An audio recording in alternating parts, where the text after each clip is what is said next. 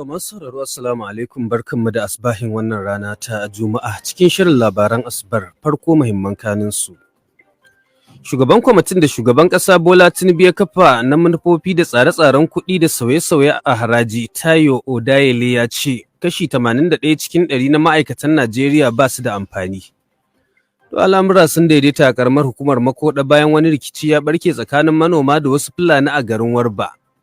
To alhamdulillahi tabbas an yi domin an tara mu a karamar hukumar Makoda duk wani tsaro na karamar hukumar Makoda sai da ya taru a comfort da hakiminmu da alƙalanmu na Ɗanbatta da Makoda da shugaban karamar hukuma suka kira mu a matsayin mu masu noman rogo da su to wannan yarjejeniya an yi ta muka yadda aka ce to da daddara ne ma aka ce mun je mun yi hinge muka ce muka hinge kuma duk da wannan dabbobin suke higa suna zalunta mu. To muna tafara da ƙarin bayani. Ƙungiyar 'yan canji da ke Abuja ta janye yajin aikin da ta tsunduma jiya Alhamis sakamakon tashin dalar Amurka. Daga ƙetare kuma an yanke wa jagoran 'yan hamayya na Tunisia Rashid Ghannouchi ɗaurin shekaru 3 a gidan yari bisa tunzura mutane su ci mutuncin 'yan sanda.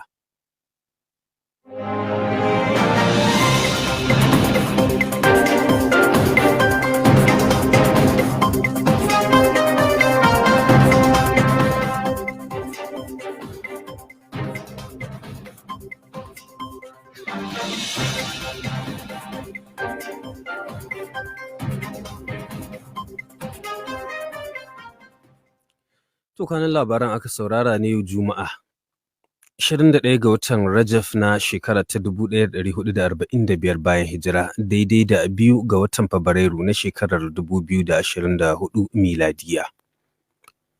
Sunana Shehu Usman Salu da zan karanto cikakkun labaran wanda za ku iya kallon sa yanzu haka ta shafinmu na Facebook Premier Radio 200.7 FM ko ma ta intanet a premierradio.ng. Bari mu samo shirin da sha'anin tattalin arziki wanda ke da alaƙa da zamantakewa.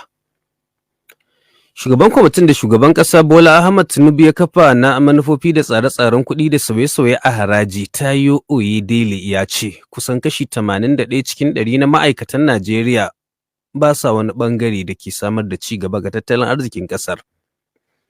Oyedele ya ce duk da cewa yawan marasa aiki a Najeriya kaɗan ne inda yake da kashi 4.2 cikin 100. Amma yawancin 'yan ƙasar masu aiki ba su da wani amfani na ƙwarai ga tattalin arzikin ƙasar. Mr. Oyedele ya ce Najeriya na mataki na ɗaya da Birtaniya wajen yawan kashin marasa aikin yi wato kashi 4.2 cikin 100. Kuma abin da ya sa kenan har yanzu Najeriya ta kasance ɗaya daga cikin waɗanda suka fi talauci a duniya. Ya ce akwai mutum sama da miliyan 113 da ke cikin fatara a Najeriya a shekara ta 2022. Kuma yana ganin shakka babu yawan a yanzu ya fi haka domin a lokacin ba a janye tallafin mai ba da kuma daidaita